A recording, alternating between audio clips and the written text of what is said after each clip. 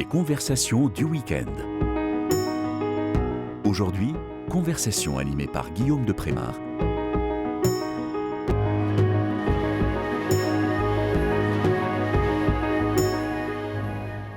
Chers auditeurs de KTO Radio, bonjour. Je suis heureux de vous retrouver pour notre émission Questions Éco, consacrée aux grands enjeux économiques et sociaux, émission diffusée chaque mois dans le cadre des conversations du week-end. Alors le sujet du jour, c'est la France face aux défis de la transition énergétique.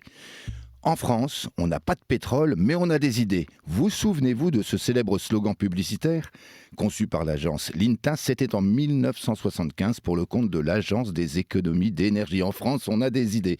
Et à l'époque, le pétrole est roi. On l'appelle l'or noir et c'est l'énergie reine des 30 glorieuses. Et en 1973, patatras, c'est le premier choc pétrolier. La France va devoir trouver des idées pour assurer sa croissance industrielle. Alors, je vais faire un grand saut parce que 50 ans après, nous le savons, le pétrole a perdu de sa superbe. Écologie et développement durable oblige. Et la transition énergétique exige nombre de ressources alternatives. Et la France fait donc face, comme de nombreux pays du monde, à un défi majeur. Alors la France a le nucléaire, une énergie à bas carbone, mais cela ne suffit pas, bien sûr, à couvrir tous ses besoins en énergie. Jadis, il y avait les mines de charbon, mais elles appartiennent au passé. Et la France est bien pauvre en métaux stratégiques nécessaires à la transition énergétique. On va en parler. Alors, la France manque-t-elle aujourd'hui d'idées pour faire face à ce défi? Pour répondre à cette question, j'ai le plaisir de recevoir dans le studio de KTO Radio Max Erwan Gastineau. Bonjour, merci de votre invitation. Bonjour à vous, merci de nous rejoindre. Vous êtes essayiste, vous êtes géopolitologue, diplômé en histoire des relations internationales et vous êtes un enseignant en géopolitique des énergies, ça tombe bien, c'est notre sujet. Vous enseignez en licence 3 de sciences politiques et relations internationales, c'est bien ça? À l'Institut catholique de Paris, tout à fait. À l'Institut catholique de Paris, à la Cato. On salue la Cato. Alors, vous avez étudié au Canada, vous avez travaillé en Chine, vous avez travaillé à l'ONU, à l'Assemblée nationale en France.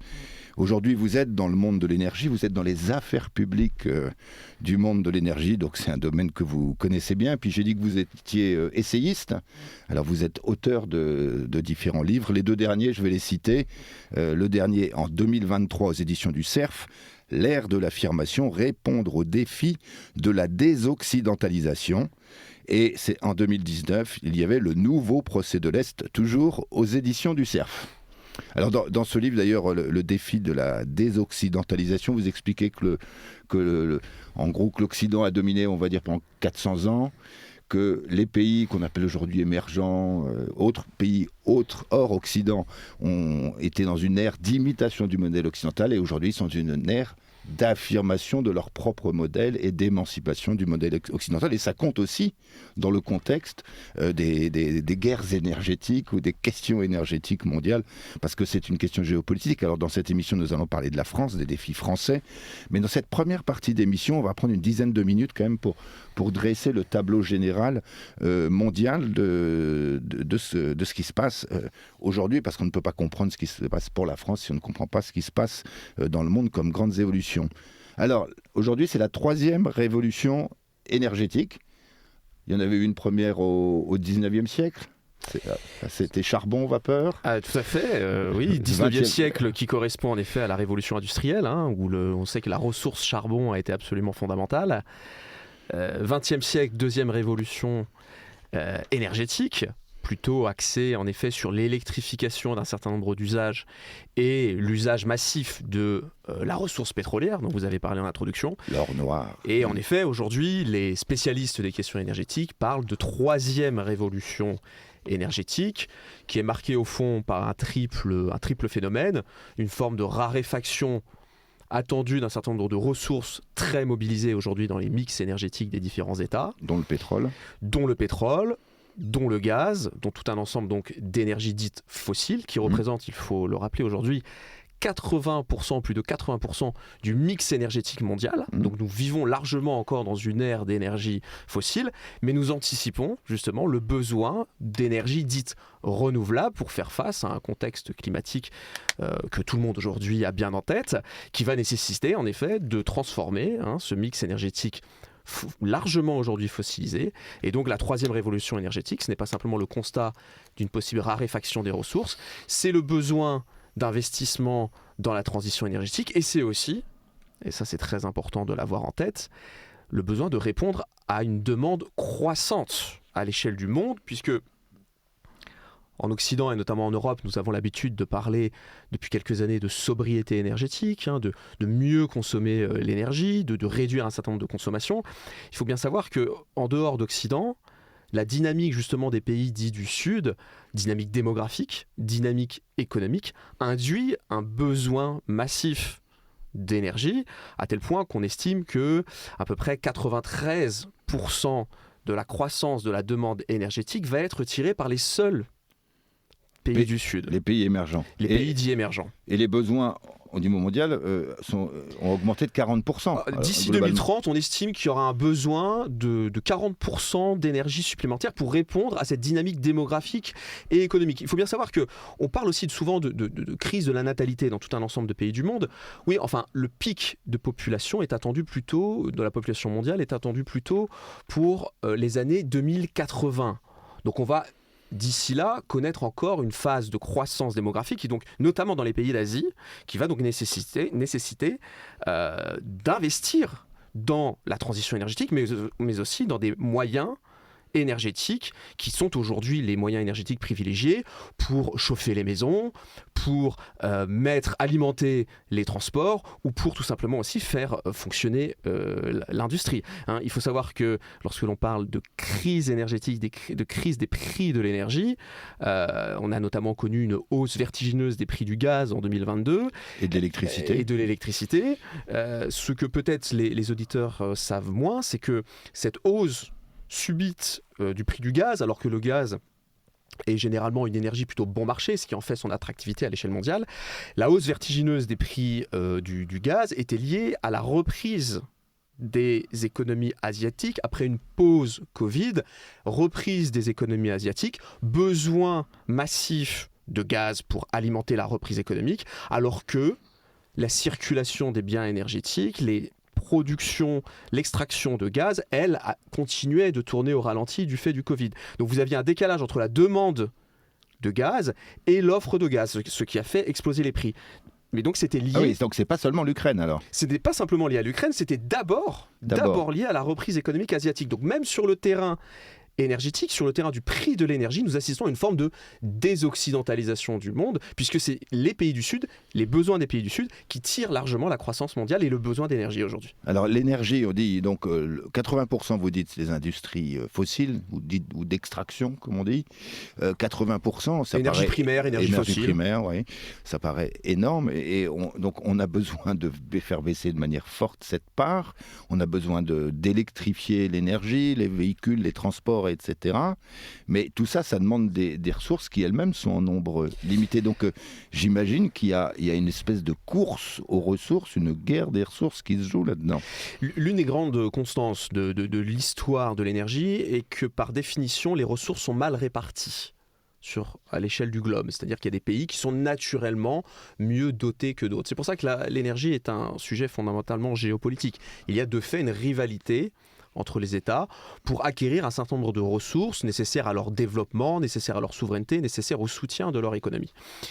Sur la question de la transition énergétique, au fond, le thème est le même. Les besoins en métaux stratégiques, en terres rares, par exemple, pour fabriquer... Alors, que sont les terres rares? Parce qu'on entend souvent, sont des terres stricto sensu? Non, ce sont des métaux. Ce sont des métaux, c'est ça. C'est-à-dire que vous avez tout un ensemble de métaux dits stratégiques qui se trouvent dans le sous-sol d'un certain nombre de pays. Et les terres rares sont comme le lithium, dont on entend beaucoup parler pour, par exemple, fabriquer les batteries de nos véhicules électriques. Les terres rares sont une de ces ressources qui sont très utilisées pour fabriquer essentiellement nos téléviseurs, nos téléphones, et puis aussi, par exemple, les panneaux solaires qui vont prendre une place toujours plus importante. Ou les éoliennes. Et donc, de fait, vous avez des pays qui se trouvent en situation de force. Alors, sur la question des terres rares, à 75%, la ressource se situe en Chine. Les Chinois ont mis en place, il y a une trentaine d'années, une stratégie d'acquisition et de raffinage de ces métaux stratégiques, à tel point qu'aujourd'hui, vous ne pouvez pas faire sans la Chine si vous voulez en effet vous doter de tout un ensemble de technologies qui ont besoin de ce métal stratégique. Ça veut dire que si vous voulez faire du bas carbone demain, il faut avoir un accès à ces 10 métaux stratégiques. Alors, je vais citer peut-être graphite, nickel, lithium, terres rares, cobalt, cuivre, silicium, platine, molybdène, je ne sais pas ce que c'est, et manganèse. Voilà, donc il faut avoir accès à cela. Tout à fait. En fonction de vos besoins de production, vous avez besoin de ces différents matériaux. On a parlé des terres rares, le lithium, on en parlait également pour les batteries des voitures électriques. Il faut savoir que par exemple en Amérique latine, au Chili, en Bolivie, vous avez cette ressource qui est présente assez massivement, et c'est la raison pour laquelle d'ailleurs l'Union européenne a signé aussi avec le Mercosur un accord de libre-échange visant l'échange d'un certain nombre de biens, et notamment le besoin pour l'Europe, pour répondre à sa stratégie climatique, d'accéder à un certain nombre de ressources dans des pays dits de confiance, puisqu'en effet nous avons grosso modo plutôt des bonnes relations avec l'Amérique latine, qui est une terre plutôt dominée par les démocraties. Alors avant la première pause musicale, vous parliez de la Chine. Souvent on a une image de la Chine, tout ce qui vient de Chine c'est très carboné, c'est polluant, etc., etc. Mais vous, j'ai l'impression que vous dites, mais non, la Chine est en pointe sur la question de la transition écologique. La Chine est à la fois un gros pollueur, puisque c'est un pays industriel, c'est un pays qui connaît une croissance démographique, qui a connu une croissance démographique énorme et qui a toujours un besoin donc de nourrir la machine économique d'un pays très, très peuplé. Ceci dit, les Chinois ont mis en place en effet une stratégie visant l'essor de technologies bas carbone, à tel point que la Chine est aujourd'hui très en avance et elle s'est dotée d'une feuille de route de décarbonation totale de son économie à horizon 2060, acceptant même de signer les accords de Paris pour atteindre la neutralité carbone à la moitié du siècle dans lequel nous vivons. Vous venez de tordre le cou quand même à un lieu commun d'ailleurs sur la Chine. Et alors, on va atteindre maintenant la fin de cette première partie. Donc on va faire une pause musicale. Et c'est vous qui avez choisi la programmation, Max Erwan Gastineau. Terje Ribdal, je ne sais pas si je le prononce bien, peut-être norvégien, c'est ça ? Oui, c'est plutôt un nom nordique, on va dire. Un nom nordique, Last Night. Alors c'est quoi? C'est du jazz électro? Un peu du jazz électro, et pour être un peu plus précis, ça fait partie notamment de la bande-son du film Heat, qui est sorti en 1995 de Malcolm Mann, qui est un grand film d'action avec Al Pacino et Robert De Niro que je recommande vivement. Et donc on écoute Last Night.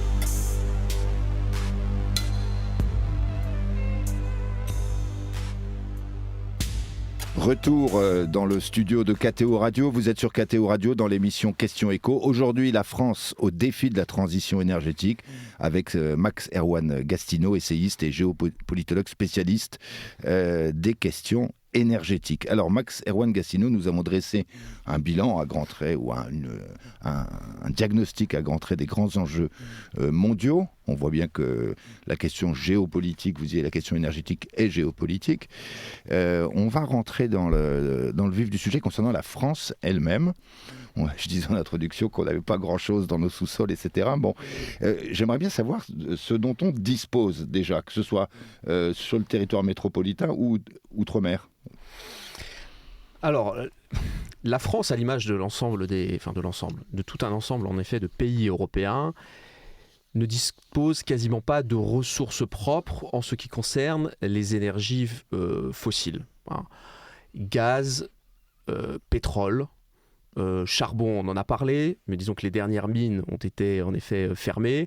Et les quantités dont nous disposions, il y avait un petit peu de pétrole en Seine-et-Marne, il y a encore un petit peu de gaz dans le sud-ouest français, ne sont pas évidemment suffisantes pour répondre à la demande énergétique. C'est la raison pour laquelle l'Europe est fondamentalement dépendante. La France, plus particulièrement, et qu'elle a mis en place, au fond, une double stratégie.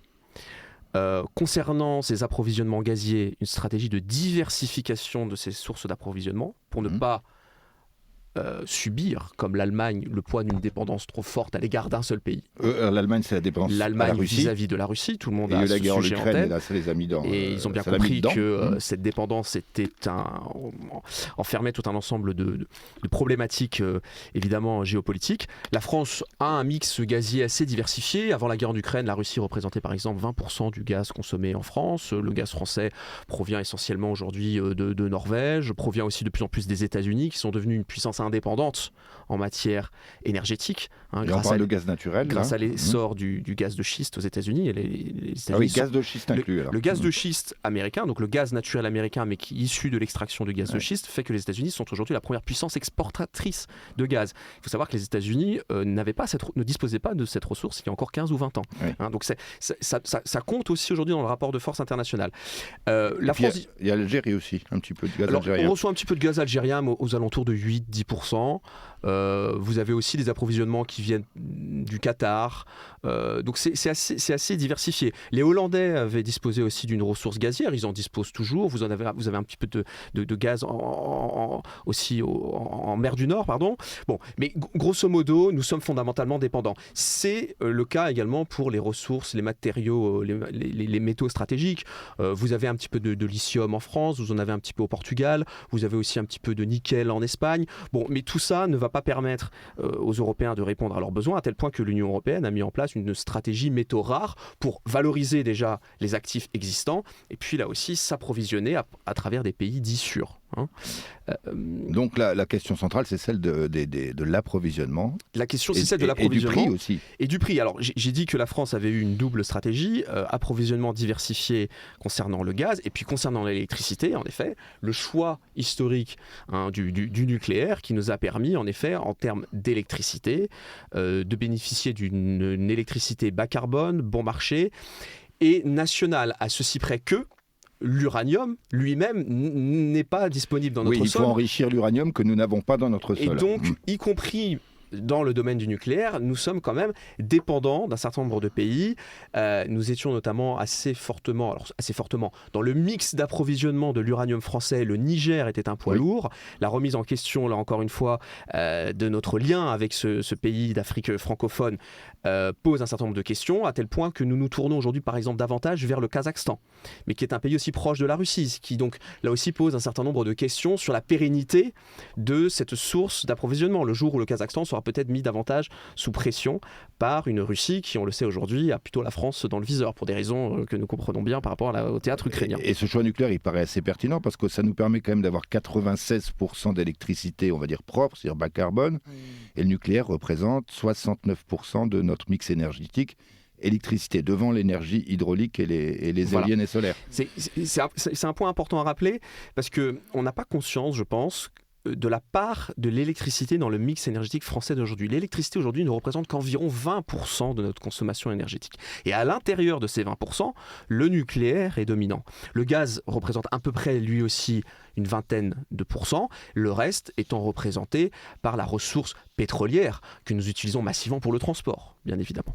Oui. Et donc, voitures, camions, etc. Voilà. Et donc, si nous voulons, et c'est l'objectif, réussir notre transition énergétique, passer d'un modèle fossile à un modèle vert, pour le dire simplement, à horizon 2050, c'est la feuille de route que nous nous sommes fixés avec nos partenaires européens, eh bien, nous allons devoir passer d'un mix largement aussi fossile à un mix qui va s'électrifier davantage, mais qui ne pourra pas, rien qu'avec la seule électricité, combler 100% des besoins de consommation. C'est ça qu'il faut avoir en tête. D'après RTE, qui est une source, réseau transport électricité, qui est donc une source tout à fait fiable, et peut-être même, on peut le dire, qui a un prisme très électrocentré, de fait, explique dans ses rapports qu'à l'horizon 2050, lorsque nous serons en mesure d'affirmer, si nous respectons notre feuille de route, d'affirmer que nous avons un mix 100% décarboné, l'électricité ne représentera au mieux que 55% de notre consommation énergétique, grâce au nucléaire, au secteur éolien et au solaire. Ce qui veut dire que nous devrons trouver 45% d'énergie verte qui ne sont pas produites à partir d'électricité. Et c'est là où il faudra aborder des sujets que nous abordons assez peu aujourd'hui dans le débat public, qui est la question du biogaz, qui est une ressource assez abondante en France. Ah, bonne nouvelle. Et ça, voilà, on n'en a pas tout à fait conscience. L'ADEME, qui est l'agence environnementale d'État, avait publié un rapport en 2018 en se posant la question, c'était le titre du rapport, pouvons-nous être indépendants en gaz ? Grâce au biogaz, ou plutôt au biométhane, si on veut respecter les termes techniques. Et alors, le biométhane, c'est... Et donc, le biométhane, d'après ce rapport, grâce au biométhane, nous pourrions convertir 100% du gaz que nous importons en un gaz français et vert. Et le biométhane, il est produit essentiellement aujourd'hui, exclusivement aujourd'hui, à partir d'une technologie qu'on appelle la méthanisation, qui a pris vraiment son essor dans les territoires ruraux, qui permet de laisser fermenter tout un ensemble de déchets agricoles, qui laisse échapper un gaz qui est ensuite épuré et injecté dans le réseau de gaz en substitut du gaz fossile que nous importons. La France envisage d'avoir à peu près 20% de biogaz issu de méthanisation dans son réseau de gaz. Donc c'est de la méthanisation agricole. C'est essentiellement de la méthanisation agricole. Va s'ajouter à la méthanisation agricole la valorisation des déchets des collectivités locales, des cantines scolaires par exemple, qui aujourd'hui alimentent aussi les méthaniseurs. Donc nous laissons fermenter ces déchets naturels et puis ça laisse échapper un gaz que nous épurons et que nous injectons dans le réseau de gaz. Il va y avoir aussi tout un ensemble de valorisation énergétique de déchets secs, les tables. Les tables que nous n'utilisons plus aujourd'hui, demain, il y a une technologie qui va émerger qui s'appelle la pyrogazéification. C'est des termes un petit peu d'ingénieurs, mais qui vont demain faire partie du paysage énergétique à partir de technologies produites en Europe, produites en France, qui doivent nous permettre là aussi de disposer d'un gaz vert et local. Oui, alors donc, pour résumer, ça fait qu'on doit poursuivre le nucléaire, parce qu'il y a eu pas mal d'atermoiements sur la question nucléaire. À un moment, on ne savait plus quelle était la stratégie sur le nucléaire de la France et développer le biogaz, donc ce qui est prometteur. Alors, sur le nucléaire, est-ce qu'on a rétabli un petit peu les choses ? Parce qu'il y a un moment où on a eu un doute, quoi. On a fermé Fessenheim, enfin, il y a eu toute une affaire qui nous a fait douter de la stratégie française. Tout à fait. Il y a eu une remise en question de l'atout stratégique que représentait le nucléaire en France. Une collègue ingénieure spécialisée dans le nucléaire me disait que nous avons perdu 30 ans de compétences du fait d'atermoiements, d'un défaut d'anticipation que nous pourrions aussi analyser sur des secteurs non énergétiques. C'est un petit peu un mal français. Depuis 30 ou 40 ans, nous avons mal anticipé tout un ensemble d'évolutions et de nécessités stratégiques. Donc nous en revenons. Et en effet, la fermeture de Fessenheim a illustré ce court-termisme politicien, puisque rappelons que la fermeture de Fessenheim n'a répondu qu'à un accord électoral passé entre François Hollande et les écologistes, que Emmanuel Macron a poursuivi. Il n'y avait pas de motivation technique. Il n'y avait pas de motivation technique et il y avait aussi la volonté de satisfaire l'Allemagne, puisque la centrale de Fessenheim se trouve à sa frontière. Les Allemands, pour des raisons historiques et culturelles, sont tout à fait hostiles à la filière nucléaire, doublement hostiles depuis la crise l'accident nucléaire de Fukushima au Japon, qui a justifié aux yeux d'Angela Merkel de fermer les dernières centrales nucléaires allemandes. Résultat, ils font du charbon à fond. Résultat, évidemment, il a fallu compenser, parce que ce que vos auditeurs ont sans doute beaucoup entendu ces derniers mois, c'est que les énergies renouvelables comme l'électricité verte produite par éolienne ou par nos panneaux solaires sont des énergies intermittentes qui dépendent beaucoup évidemment du vent et du soleil. Or, le nucléaire comme le gaz sont elles des énergies pilotables, donc que vous pouvez ajuster en toute saison, qui ne sont pas dépendantes de la météo, pour le dire simplement. Donc les Allemands, en effet, lorsqu'ils ont réduit la voilure nucléaire, ont dû se tourner vers d'autres énergies pilotables, en l'occurrence surtout l'énergie gazière. Il y a eu un surcroît d'investissement et d'importation de la ressource gazière en Allemagne suite à la catastrophe de Fukushima, et c'est d'ailleurs suite à cette catastrophe que les Allemands ont décidé de construire un deuxième gazoduc les reliant à la Russie. D'accord. Le fameux gazoduc. Voilà.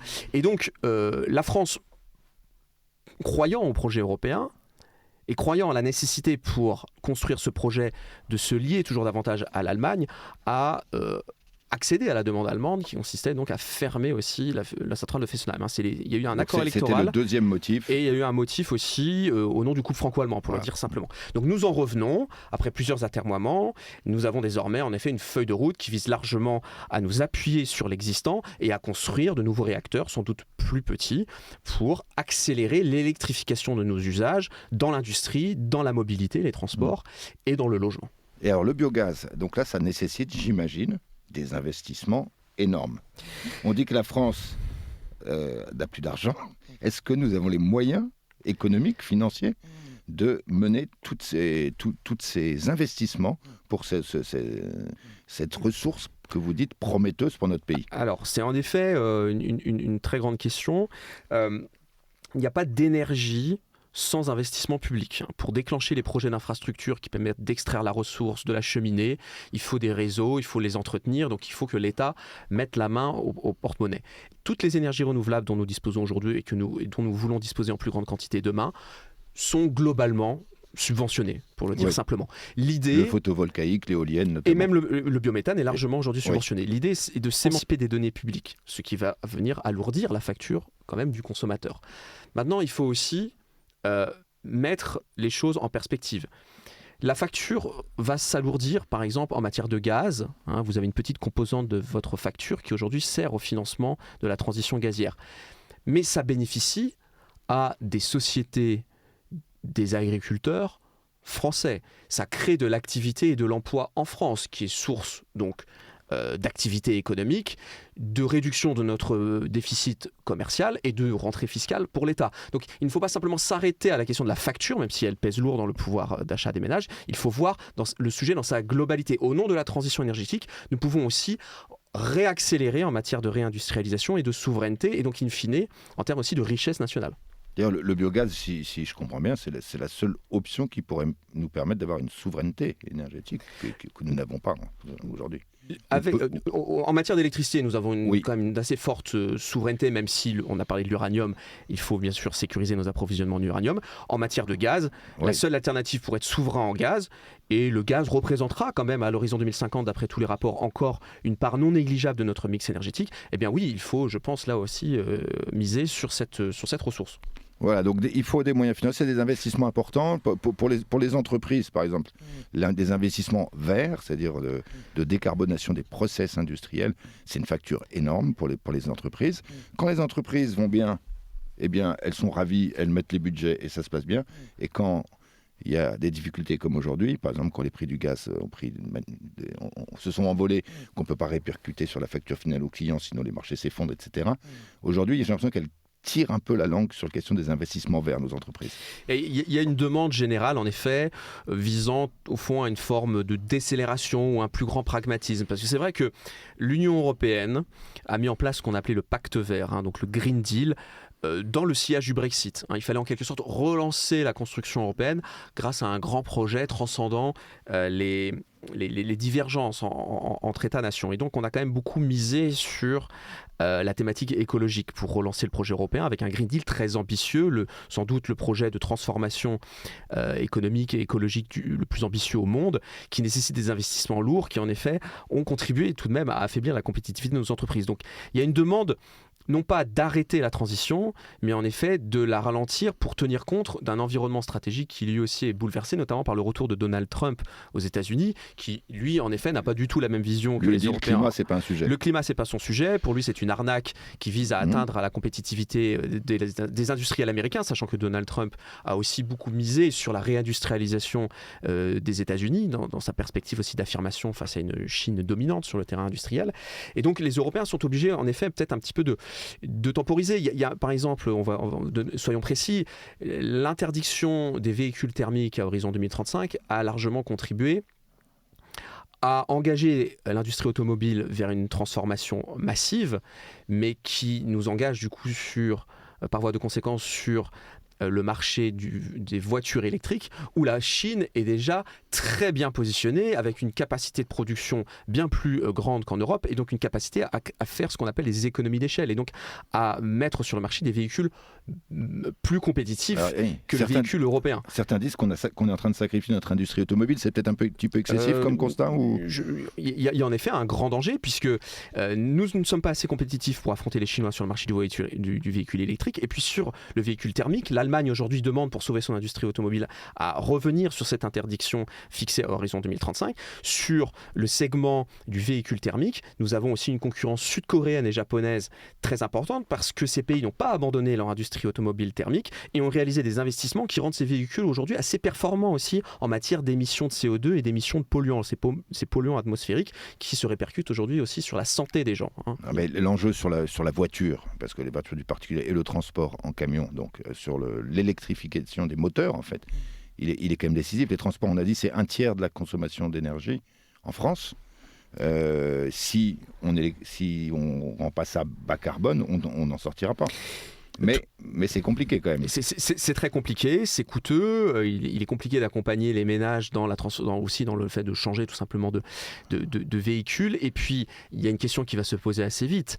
La manne financière que représentent les taxes aujourd'hui sur le gazole et l'essence pour l'État, si cette offre gazole-essence se tarit du fait de la transition énergétique, il va falloir répercuter cette fiscalité sur l'approvisionnement électrique. Lorsque vous allez passer à votre borne électrique, aujourd'hui la fiscalité n'est pas très importante, elle le sera sans doute davantage demain si l'État veut s'y retrouver financièrement. Et ça, c'est des questions sociales éminemment brûlantes qui sont devant nous. Très bien, alors nous allons marquer une deuxième pause musicale. Max Erwan Gassino, vous avez choisi aussi la deuxième, Moby, New Dawn Fades, pardon pour la prononciation. De quoi s'agit-il là ? Mais c'est dans le style assez rock de cet artiste, compositeur, très fort aussi dans la musique de film, de musique d'atmosphère. Et donc je recommande là aussi vivement d'écouter ce morceau de Moby. Vous êtes un garçon assez rock en fait. Alors maintenant, nous écoutons Moby.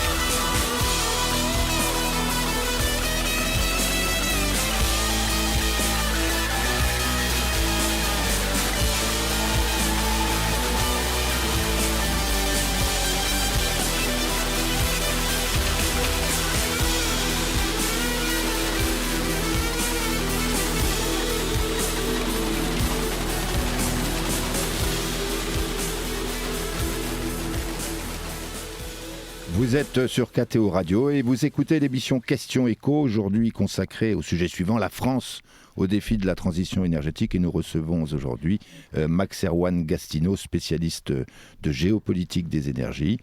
Alors nous parlions, juste avant d'écouter Moby, de la stratégie française donc, sur le plan énergétique. Il y a un point que nous n'avons pas abordé à propos des énergies renouvelables, c'est la question de l'éolien, l'énergie éolienne, donc le vent. Avant, on avait des moulins avant. Le photovoltaïque, le solaire, a plutôt bonne presse, et l'éolien n'a pas bonne presse. Or, j'ai vu quand même que l'éolien, ça représentait 12% des énergies renouvelables en France. Mais pourquoi l'éolien n'a pas bonne presse ? L'une des erreurs qui a été faite, à mon avis, sur la question du développement de l'éolien est que nous nous sommes quand même concentrés sur un certain nombre de territoires considérés aujourd'hui comme saturés.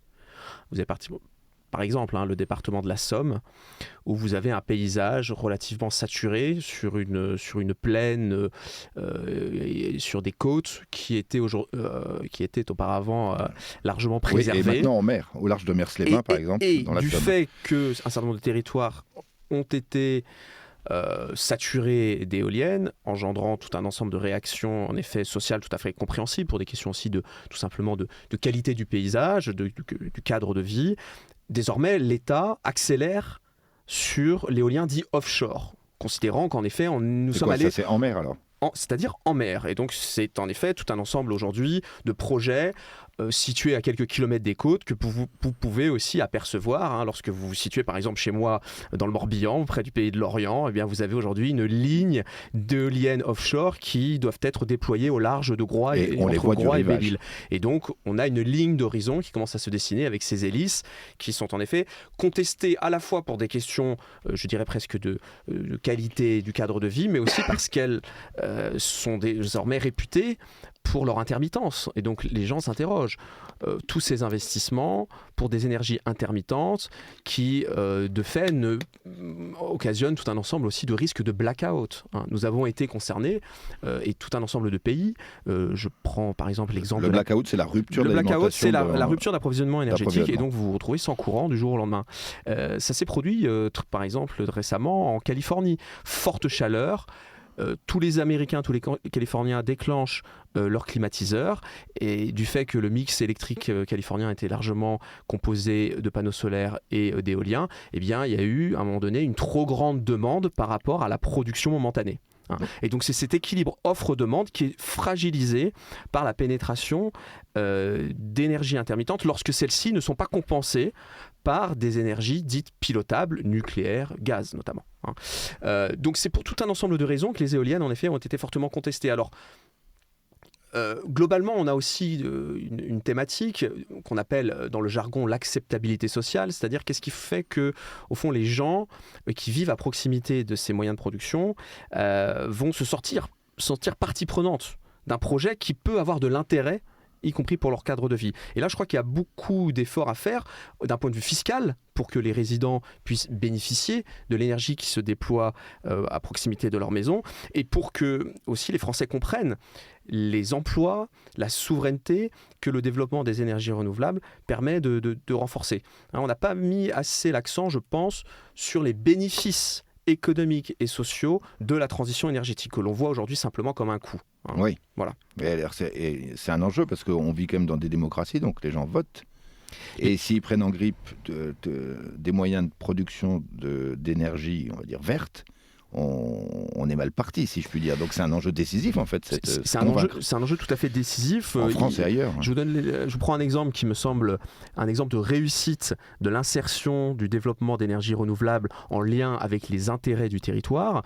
La métropole, par exemple, d'Amiens, bénéficie dans son environnement proche de tout un ensemble de productions agricoles qui développent donc des méthaniseurs, ce qui fait que vous avez une production de gaz renouvelable très forte dans ce territoire, à tel point qu'aujourd'hui, la métropole d'Amiens affiche une autonomie énergétique qui lui permet notamment de décarboner les bus utilisés par la collectivité, par la métropole d'Amiens. Les bus de la métropole d'Amiens fonctionnent avec un biogaz qui est essentiellement produit par les agriculteurs de laine, du pourtour, La de la méthanisation métropole. de leurs déchets, c'est ça? La méthanisation qui est donc la fermentation de déchets agricoles et qui aujourd'hui connaît un essor considérable qui fait de la France d'ailleurs l'un des pays les plus dynamiques au monde en termes de production de biogaz à travers cette méthode de production. Donc il y a des solutions, les Amiénois ne s'en plaignent pas.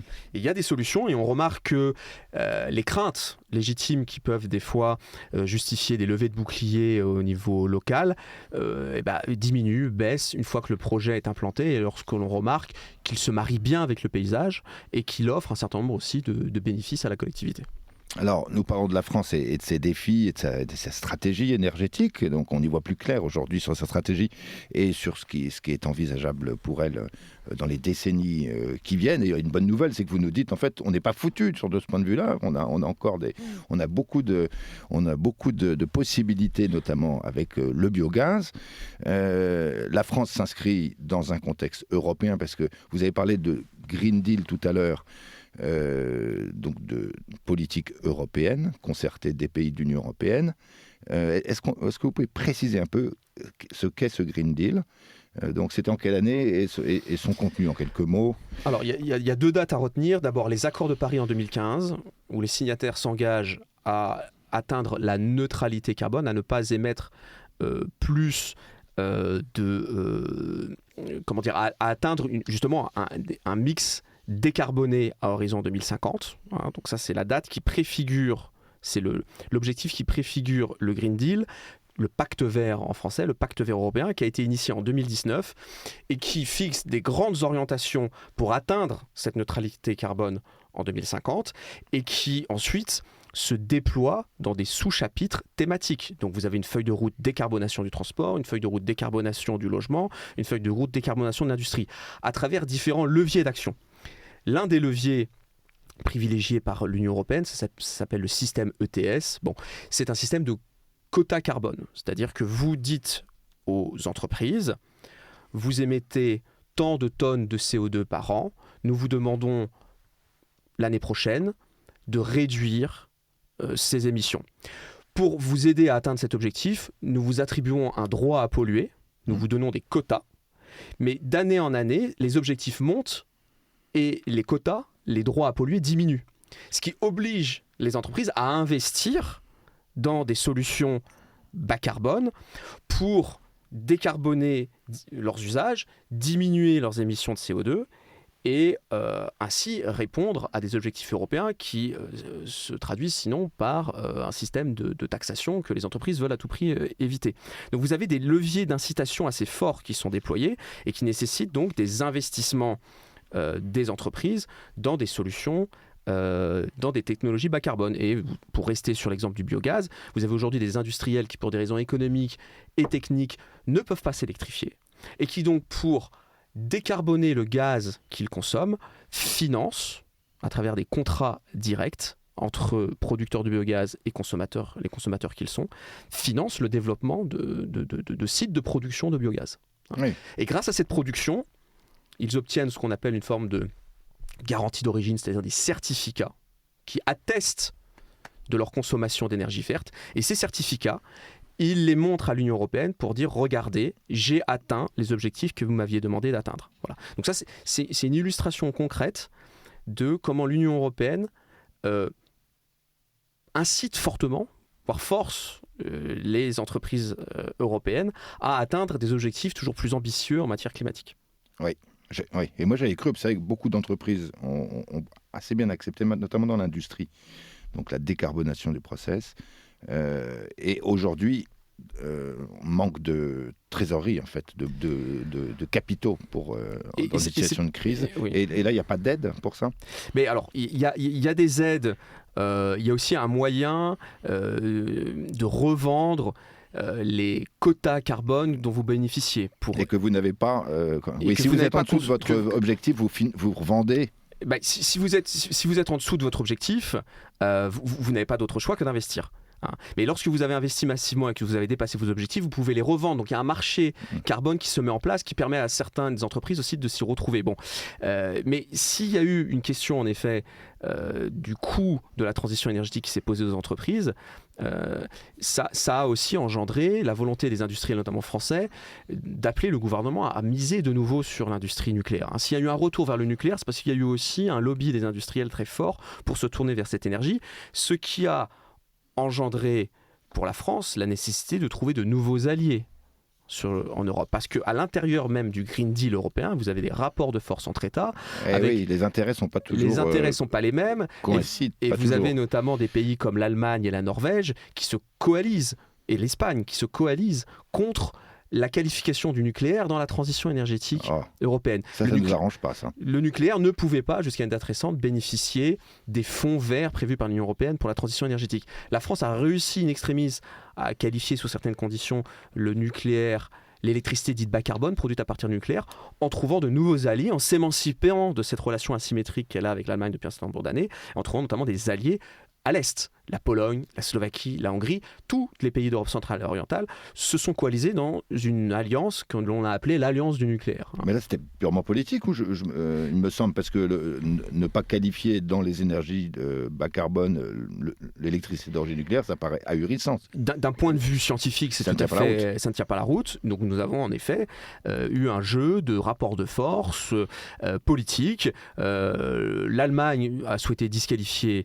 l'industrie nucléaire parce qu'elle ne souhaite pas en bénéficier puisque sa population y est tout à fait réticente, et puis ça représentait un atout stratégique pour le concurrent français qu'il s'agissait là aussi d'affaiblir. Donc même au sein de l'Union européenne, tout le monde n'est pas tout à fait solidaire, même sur le terrain de la transition énergétique. Donc le couple franco-allemand, c'est je t'aime moi non plus, un peu dans tous les domaines, parce que c'est compliqué, quoi. C'est un bras de fer, en fait. Le couple franco-allemand est un slogan que les Français aiment brandir, mais qui n'existe pas en Allemagne. Je pense qu'il faut toujours le rappeler. Le terme de couple franco-allemand n'a pas son équivalent en langue germanique. Il ne parle pas de couple franco-allemand.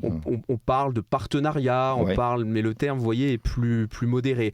Je vois que désormais on parle côté de l'Élysée de réflexe franco-allemand, hein. Donc on reste quand même dans l'idée d'une indéfectible amitié franco-allemande, moteur de la construction européenne, qui s'est faite bien souvent au détriment de la France, comme sur le terrain nucléaire. Et donc la France a eu raison de s'émanciper de sa relation asymétrique avec l'Allemagne. Et je remarque également que Bruno Le Maire, lorsqu'il était encore ministre de l'économie, a eu cette phrase: l'Union européenne doit fixer des grands objectifs, mais ne doit pas dire aux États comment les atteindre. Il faut laisser davantage de souplesse, de marge de manœuvre aux États pour, en fonction de leurs propres ressources, en fonction de l'opinion aussi de leur propre population, soutenir telle ou telle autre énergie. Il est clair qu'en France, aujourd'hui, l'énergie nucléaire fait quand même globalement consensus. Hein. Oui. Ce ne serait pas le cas si nous lancions un débat sur le nucléaire en Allemagne. Voilà. Donc il faut respecter aussi les différences nationales, l'essentiel étant d'arriver à cette neutralité carbone à horizon 2050. Et est-ce que nous allons parvenir à avoir cette souplesse supplémentaire dont ont besoin les pays, l'Union européenne, pour adapter en quelque sorte les objectifs à leur spécificité, qu'elles soient financières, techniques ou culturelles? Au-delà du lobby, de la pression, de l'influence qu'a exercé la France avec ses nouveaux alliés centre et est européens, il y a eu tout simplement aussi une prise de conscience en Europe d'une perte de compétitivité qui nécessite là aussi d'être un peu plus pragmatique, un peu moins idéologique sur les solutions que nous élisons dans le cadre de la transition énergétique, et puis aussi tout simplement une analyse des dernières tendances électorales.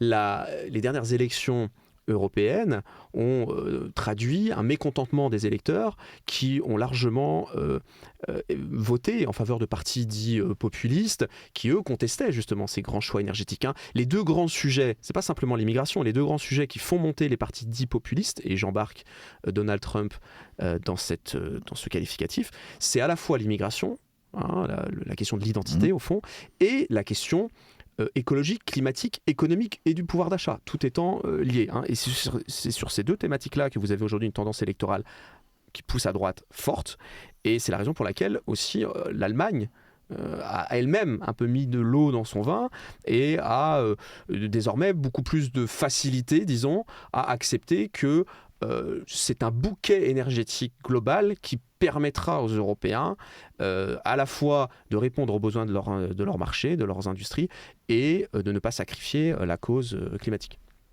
Et sur le plan géopolitique, la France, vous dites, on parlait de sa relation avec le Niger ou avec un certain nombre de pays d'Afrique qui ont des relations maintenant beaucoup plus difficiles, donc des problèmes d'approvisionnement en métaux stratégiques. Est-ce que l'Union européenne comme telle peut aider nos pays, dont la France, à avoir davantage d'accès à de meilleures conditions, notamment financières, à ces métaux indispensables, stratégiques? On parlait rapidement en introduction du Mercosur, dont il est souvent question pour il a été très contesté. Parler des questions notamment agricoles, avec des craintes, en effet, de voir tout un ensemble de produits qui ne respectent pas nos normes phytosanitaires être importés en Europe et créant ainsi une distorsion de concurrence avec la production européenne.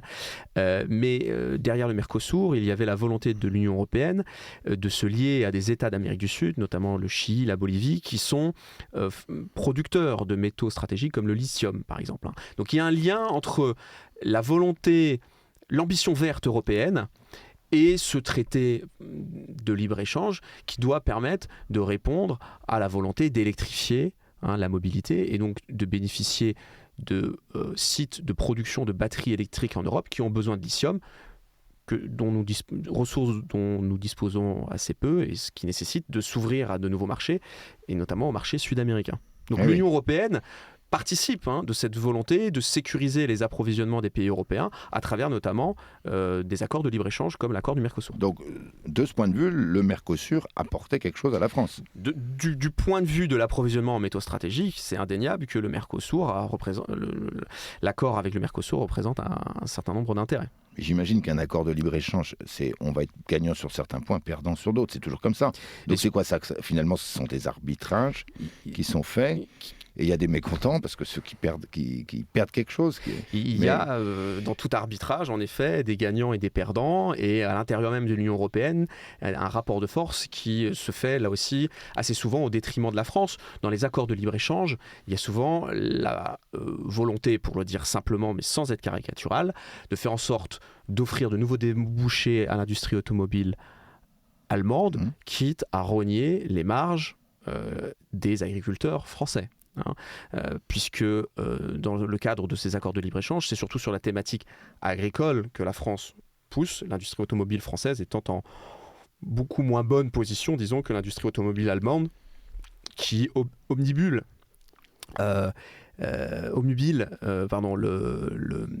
les gouvernements successifs allemands. Oui, c'est-à-dire que nous, on veut jouer sur nos atouts. Parce qu'on a des terres qui sont très fertiles, on a une très bonne agriculture. Et l'agriculture, c'est aussi une occasion de méthanisation, si j'ai bien compris la leçon. Oui, donc le biogaz. Le modèle français vise d'abord à préserver l'agriculture comme manière d'assurer notre approvisionnement, notre sécurité alimentaire. C'est vraiment dans le cadre de limites très strictes qu'un certain nombre de déchets agricoles sont destinés à la méthanisation. Je le précise parce que ce modèle français n'existe pas en Allemagne, où on a carrément envisagé des productions alimentaires pour alimenter justement des méthaniseurs. Donc il ne faut pas que les agriculteurs se transforment en énergéticiens. Je pense que ça, c'est une position importante. L'Union européenne est d'ailleurs maintenant tout à fait alignée sur cette position qui incarne bien la doctrine française. Voilà. Très bien, merci beaucoup Max Erwan Gastineau. Nous savons que la France a les moyens de jouer son rôle et de trouver des solutions dans le cadre de cette transition énergétique. Nous sommes rassurés, mais il y a du boulot, comme on dit, et il y a encore un long chemin à faire. Donc merci Max Erwan Gastineau d'avoir participé à cette émission, de nous avoir éclairé sur ces questions qui sont compliquées. Vous avez réussi à les vulgariser pour que nous puissions comprendre quelques éléments. Merci chers auditeurs d'avoir suivi cette conversation du week-end. Merci beaucoup Thibaut pour la réalisation technique de cette émission. Nous nous retrouverons le samedi 6 décembre pour une nouvelle édition de Questions Écho. Les conversations du week-end. Aujourd'hui, conversation animée par Guillaume de Prémard.